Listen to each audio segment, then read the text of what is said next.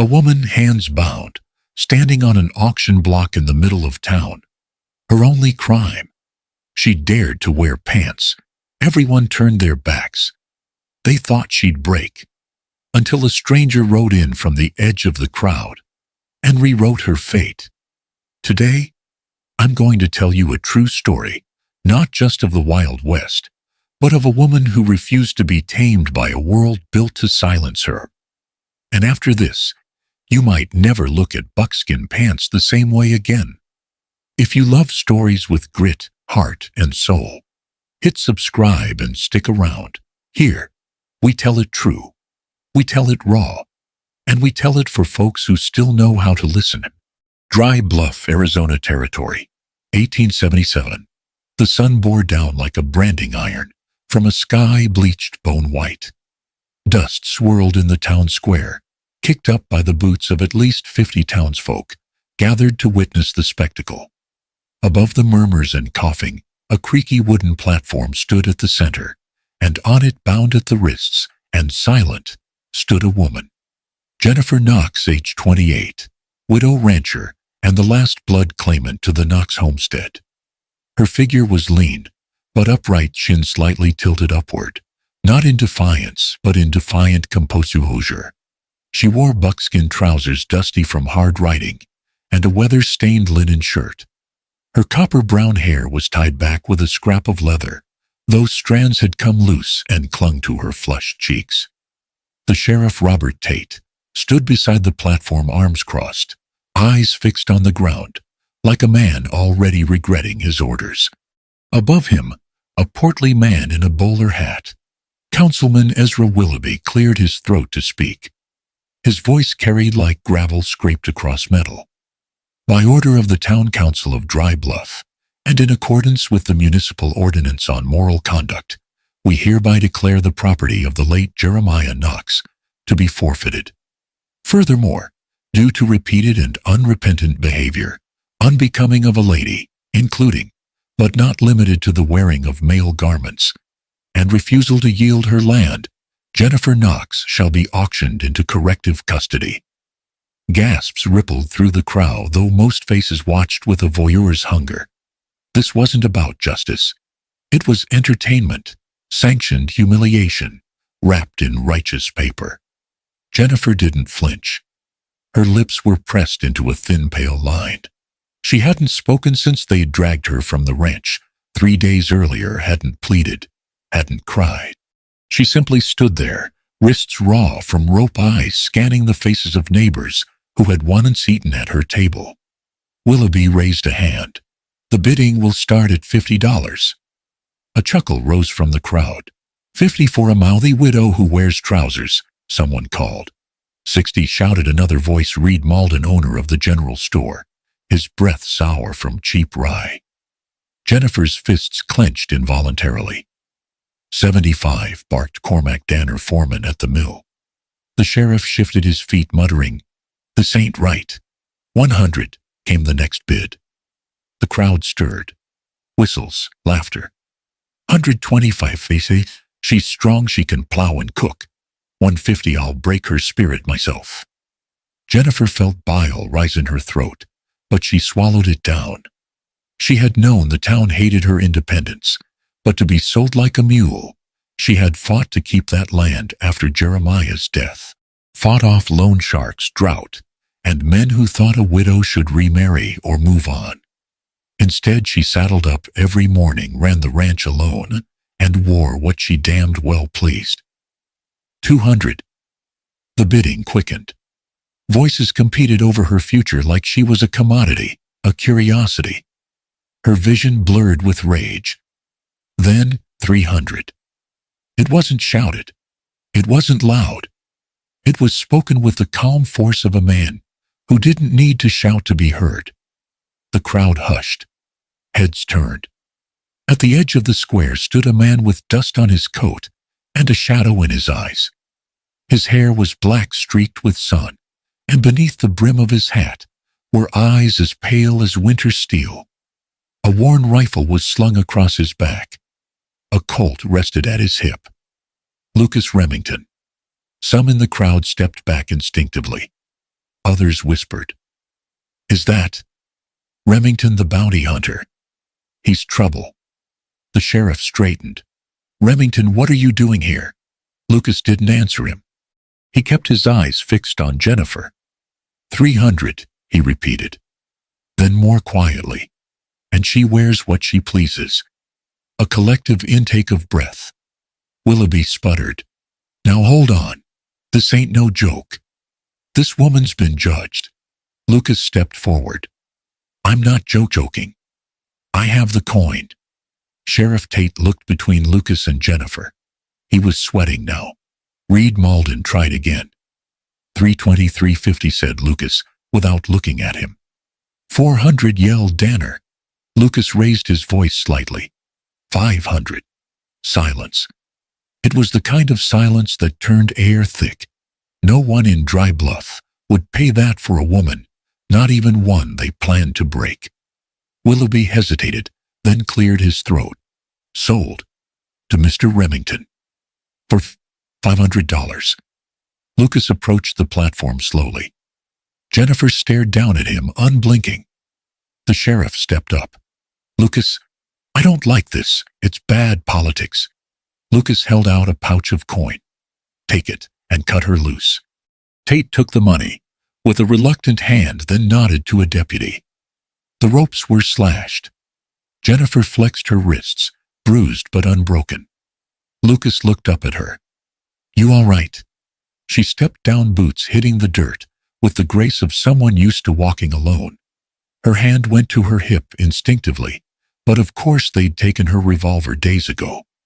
She stared at Lucas, eyes flickering like a wildfire, then spat in his face. A murmur rippled through the crowd. Jennifer's voice, ragged but strong, rang out. "You should have let them hang me." Lucas wiped his face with a gloved hand. "I could have, but I figured you'd prefer to choose who gets the last bullet." She stared a beat longer. Then turning, she walked toward the horse he'd tethered to the post, her steps even back straight. Lucas followed, and as they mounted up, the whispers followed them out of town like vultures circling. Behind them, the platform stood empty, dust swirling around it, like the ghost of a woman no one could break. The road out of Dry Bluff stretched like a ragged scar across the desert, winding into the scrub brush hills, toward a forgotten ridge the locals called Coyote Spine. The only sounds were the hoofbeats of 2 horses and the occasional clink of metal as tack shifted. The sun had begun to lower, painting the horizon in fire and rust. Jennifer rode ahead, back, rigid hands tight on the reins. She hadn't spoken since they left town, not even to curse him. Lucas kept a short distance behind, giving her space, but not too much. He could tell she was calculating. If she decided to bolt, she'd wait until they hit thicker terrain. If she decided to shoot him, well, she didn't have her gun. Yet. "Cabin's another hour north," he said casually. She didn't respond. "You don't have to like me," he added. "But you might want to listen." Finally, she turned in the saddle, eyes narrowing. "If you're trying to earn points for not letting me get sold like cattle, you're wasting your breath." Lucas shrugged. "Didn't think I'd get thanks. Just didn't like the smell of that auction. Smelled like blood." Jennifer said nothing more, and they rode in silence until the hills swallowed the sun and the shadows grew long. When the cabin came into view, little more than a one-room structure tucked between rocks and brush, Lucas noticed the faintest trace of unease ripple across Jennifer's face.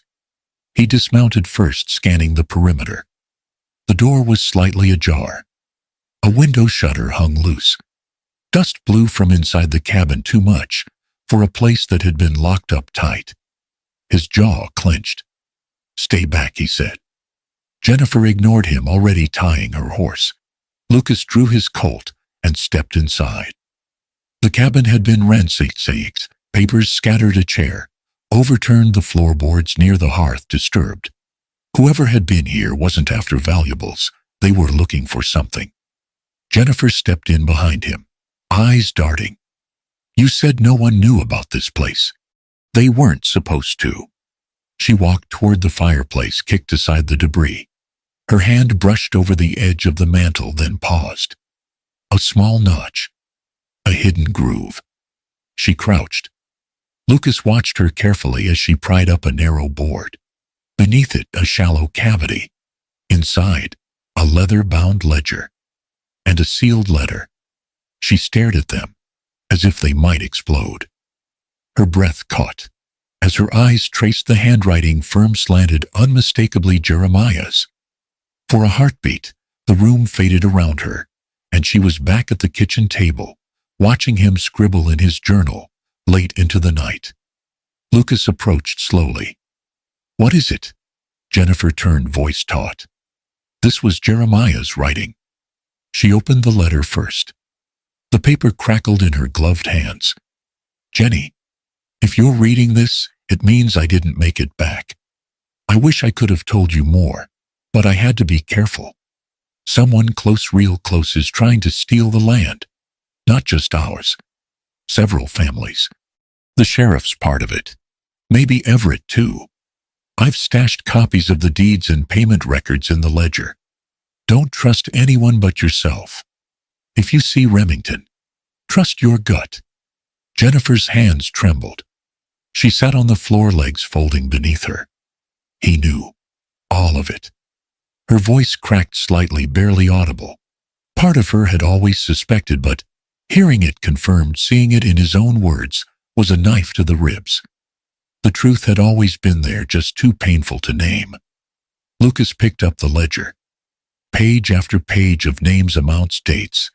Money funneled through back channels. Payouts to men in power. He was building a case, Lucas murmured, quietly. Jennifer looked up at him, eyes burning. "You said nothing about knowing him." Lucas met her gaze.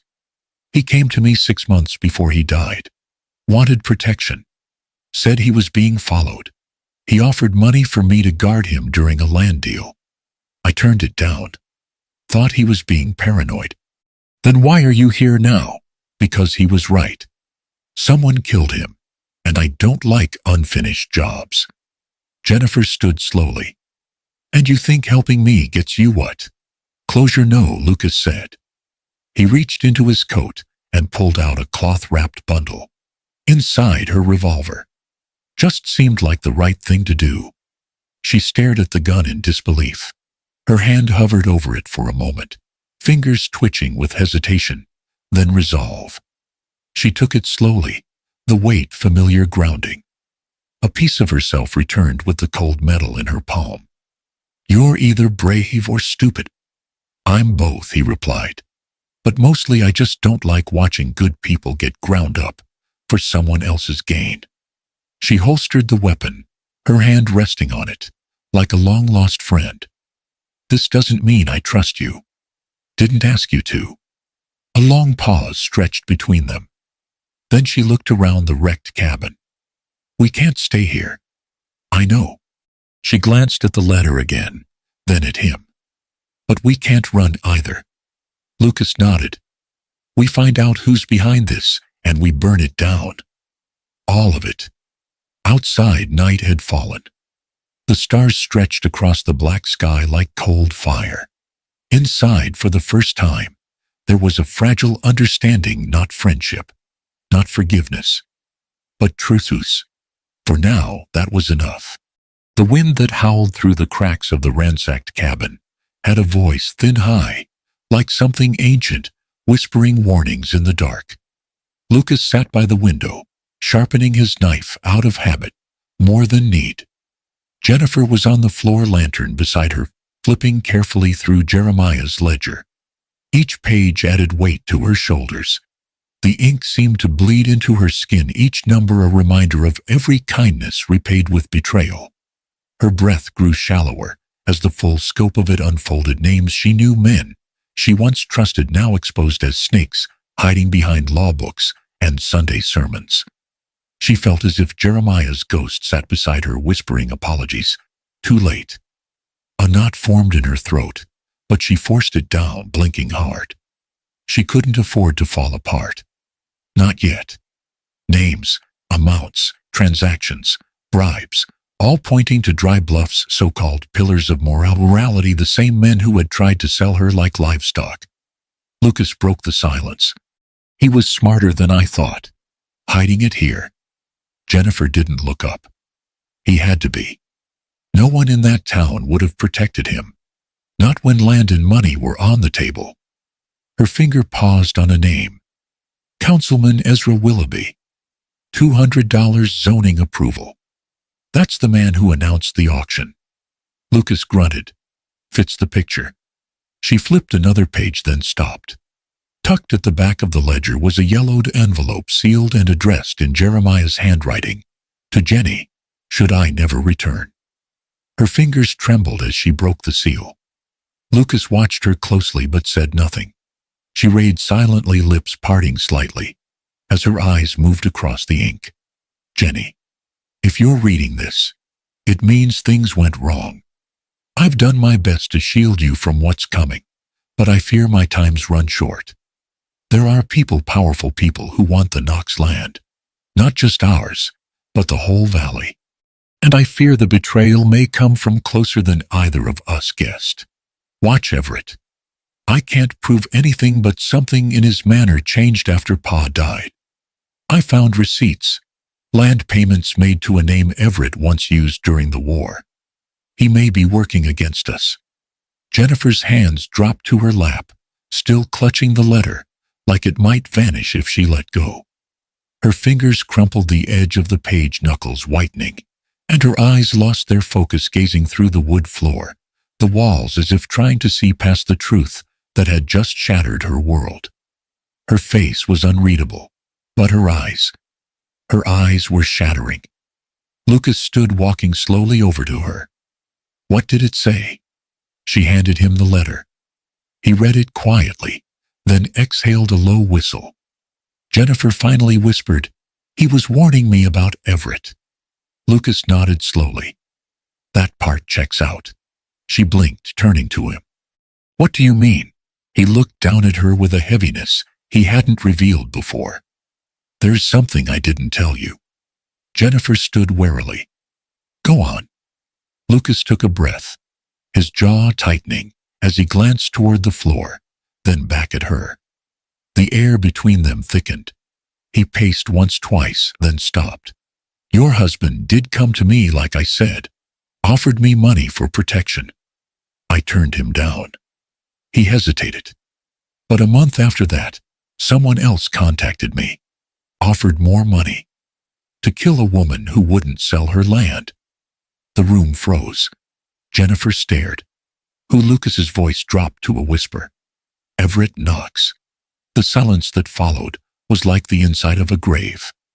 Jennifer's lips parted, but no sound came. Then her voice emerged, low and hoarse. And you took the job. Lucas shook his head firm. No, I didn't. I knew it didn't sit right. He didn't give a name, but he slipped mentioned Dry Bluff. That it'd be easier once the widow gave up the fight. I told him I wasn't that kind of killer, and walked. Jennifer backed away a step. But you didn't tell anyone. You let me think I thought it was a bluff. Lucas interrupted, voice harder now. I thought if I walked that'd be the end of it. But then Jeremiah died. Then they came after you. She turned, facing the wall, fists clenched. You let me believe you were the threat. I thought you killed him. I know, Lucas said. And I didn't blame you. But now you know the truth. Jennifer was shaking, not from fear but fury. The kind of fury that sears through the chest and burns behind the eyes. Her fists clenched so tight her knuckles turned bone white, and her breath came in sharp, broken gusts. Her voice, when it came, was more a growl than a whisper. Fear, but fury. My own blood. He ate at our table. He held my husband's coffin. And he was counting the money the whole time. Lucas approached carefully. Now you see why this doesn't end with leaving town. She looked at him, tears brimming, but unshed. What do we do? Before Lucas could answer, something moved at the corner of his eye. A flicker. A shadow across the window. He drew his Colt in a heartbeat, and dropped the lantern flame with his other hand. Darkness swallowed the room. Down he hissed, and Jennifer crouched low, revolver drawn. They moved silently backs to opposite walls, weapons trained on the door and windows. Another flicker. Bootsteps. Lucas's voice was cold steel. "We're not alone." Jennifer breathed through her nose steady. How many? Lucas listened. Then quietly, 3, maybe 4. Moving slow. "They want us alive." Jennifer's lips twisted. "That's too bad for them." A brick crashed through the front window. The sound of glass scattering. A voice outside. "Come on out, Jenny. You don't need to bleed." Jennifer's face was stone. "You first." Lucas cocked the hammer. A breath hung in the air. The ghosts were real. Not just the men circling outside, but the memories that clung to Jennifer like smoke, the betrayal still fresh on her skin. Somewhere deep inside, she wondered if this was what Jeremiah had feared all along. If the past was returning not as whispers, but as gunshots. The silence didn't last. A second brick crashed through the rear window, followed by the unmistakable whoosh of oil igniting. The scent of kerosene rolled through the room like a warning. Lucas's voice was steel. "They're trying to burn us out." Jennifer was already moving, yanking open a trapdoor beneath the far cot as flames surged along the rafters, crackling like dry bones snapping. Heat pressed down like a hand on their backs, the smoke so thick it clawed at their throats. Sparks rained around them as she shouted, "Root cellar, hurry!" beneath the far cot. "Root cellar, hurry!" They dropped into the darkness just as flames licked the walls. The cabin roared above them, a wooden scream. Lucas slammed the trapdoor shut, and they crouched together, smoke trailing in through the gaps. Jennifer's heart pounded so loud it drowned out the chaos. Minutes felt like hours. When the crackling quieted, Lucas shoved the door open with his shoulder. The cabin was nearly gone, just charred beams and red embers. The night ski loomed overhead, jagged with smoke. Voices. "Fan out. They ain't in the fire." Lucas motioned silently. They slipped through the routines, sticking low, breath held. Jennifer had her revolver. Lucas had his Colt and a knife strapped tight. They moved as one. Shots rang out. Dirt exploded near Jennifer's feet. She dove behind a burned beam and returned fire. Lucas rolled toward a downed log, took aim, and fired twice. One man dropped. Another cursed and ducked. 2 more circled left, trying to flank them. Jennifer's voice cut through the night. Clear, commanding, no trace of hesitation. Her eyes burned like twin torches in the dark, scanning the field with sharp intent. For a moment, Lucas paused, watching her, not with surprise, but with something closer to respect. She wasn't just surviving. She was in control. "Cover me." Lucas laid down fire. Jennifer sprinted across the clearing and took position behind a broken wagon axis haul.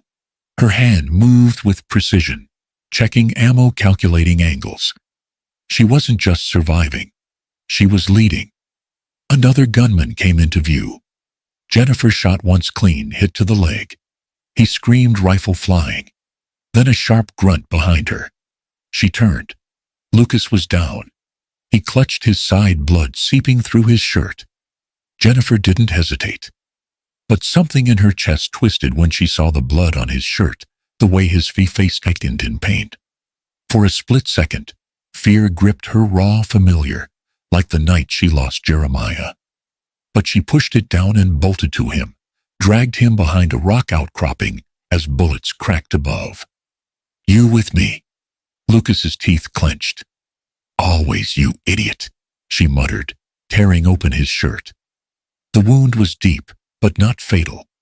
She pulled her knife and sliced a strip from her undershirt, packing the bleeding. "Still think I'm brave," he rasped. "Still think I trust you," she shot back, but her hands were steady, her face resolute.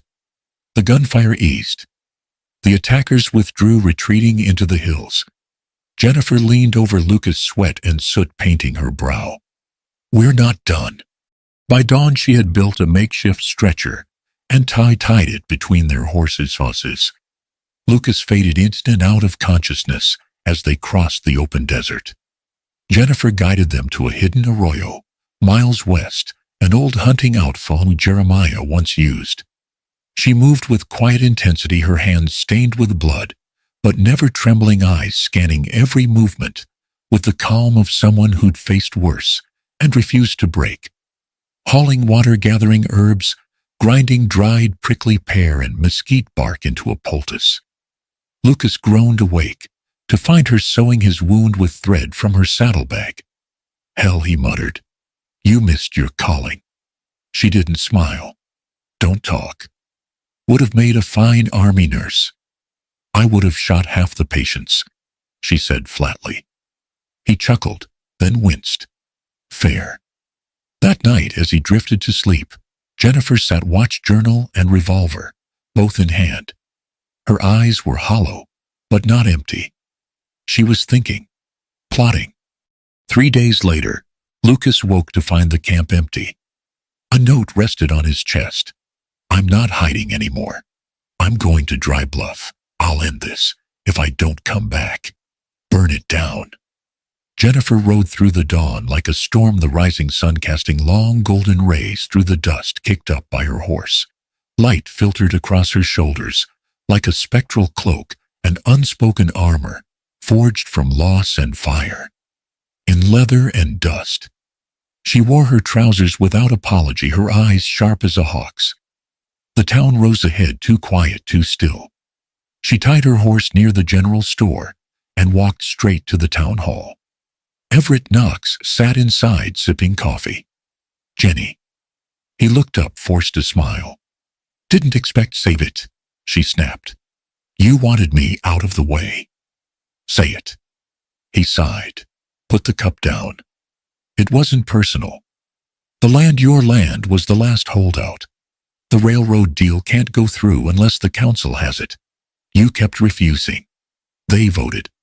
And Jeremiah. Her voice shook. Everett hesitated. That wasn't me.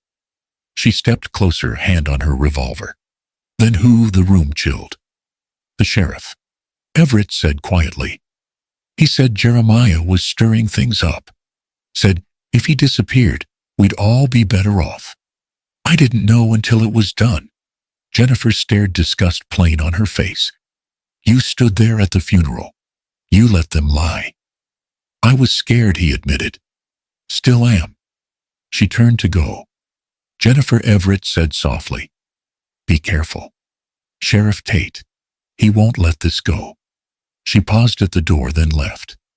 As she walked back into the sunlight, her spine straightened. Now she knew.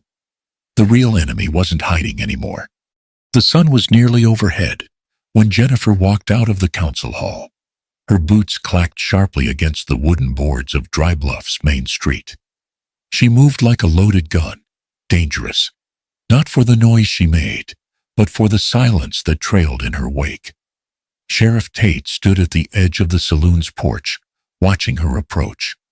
He was a broad man, with a face like cured leather, and a badge that had long stopped meaning justice. He didn't flinch as she stepped into the street. I heard you've been busy, he drawled.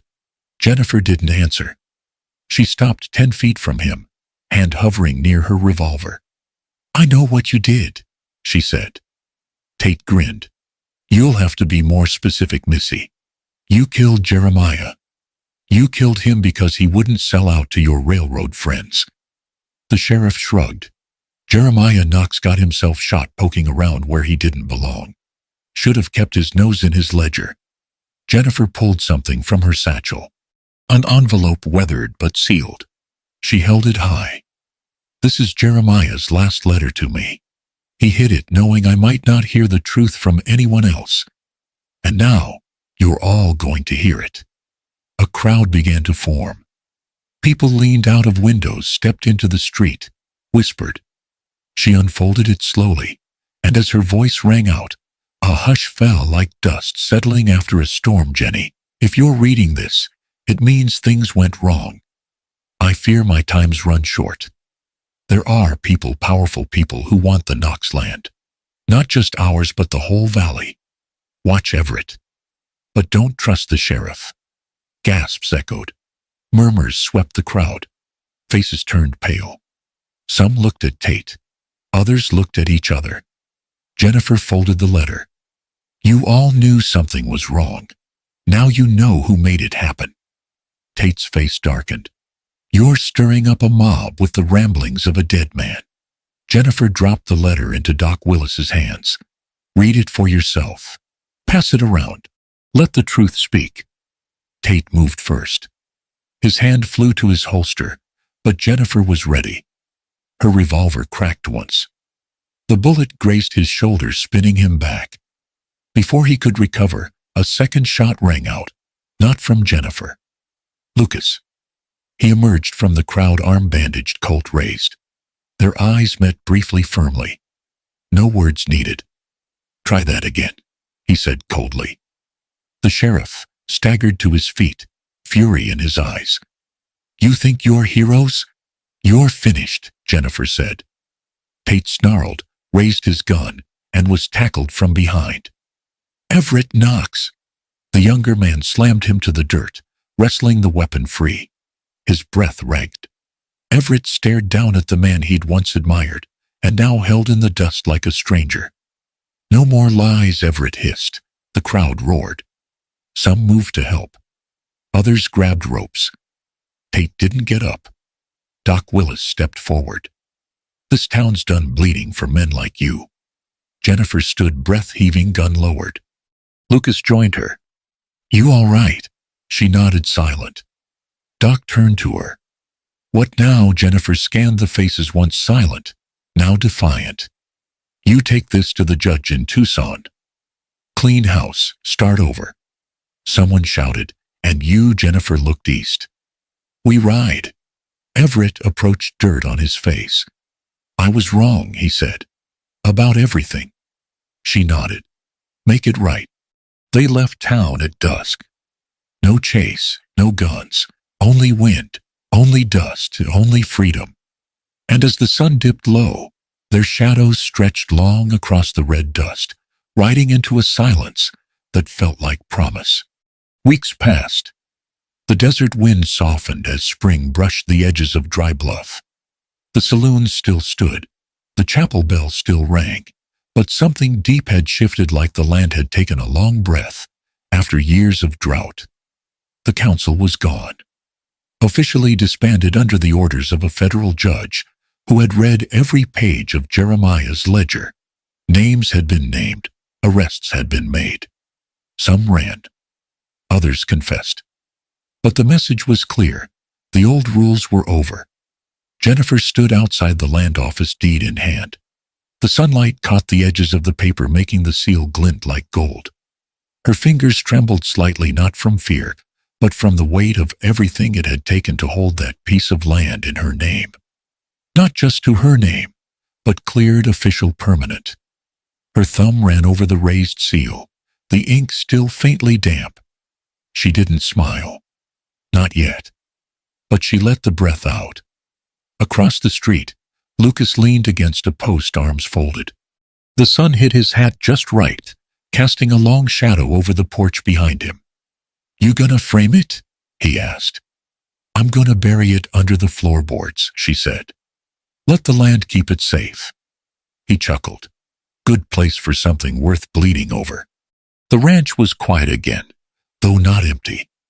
As Jennifer stepped through the front door, the familiar creak of the hinges struck her like a memory.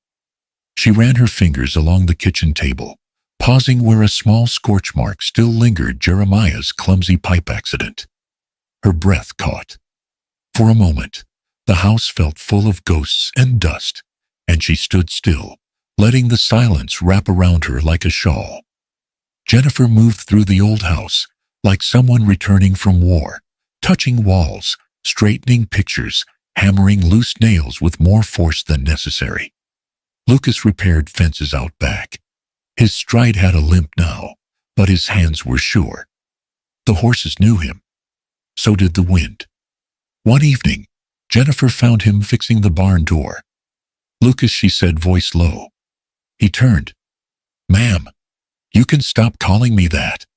"Habit," he said, smiling. She hesitated. "I've been thinking." She swallowed hard, ticking faster than she'd like to admit. Her eyes flicked away for just a moment, then back to his. "You could stay. Not out of debt, not out of pity. Just stay. Because you want to." Lucas set the hammer down, walked to her. The distance between them was dust and old fear. But they crossed it. "All right," he said.